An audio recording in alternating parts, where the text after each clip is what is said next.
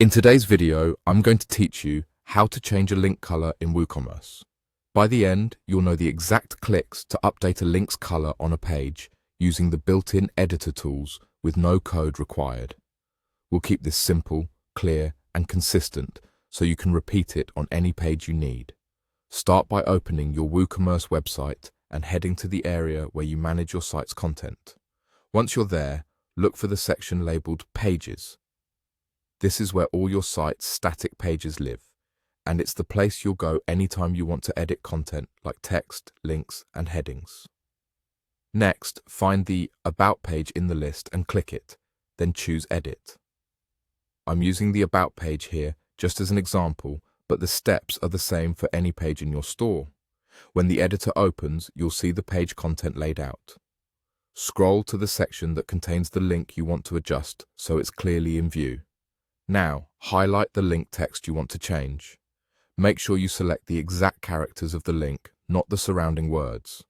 When the link text is selected, a small formatting toolbar will appear just above or near your selection. Look for the small arrow pointing down, which expands additional formatting options, and click it. From that expanded menu, choose Highlight. This opens the color controls tied to your selected text. With the highlight option active, you'll be able to select a color. Pick the color you want for your link from the available palette or the color picker. For best results, choose a color that stands out against your background and aligns with your brand. A strong contrast helps with readability and accessibility. If you use a specific brand color, selecting it here keeps your design consistent across your site. Once you've selected the color and you're satisfied with how the link looks in the editor, it's time to make the change live. Click Save or Update, depending on what your editor displays. Give it a moment to process. You should see a confirmation that your changes have been saved successfully, which means the new link color is now part of the page. That's it.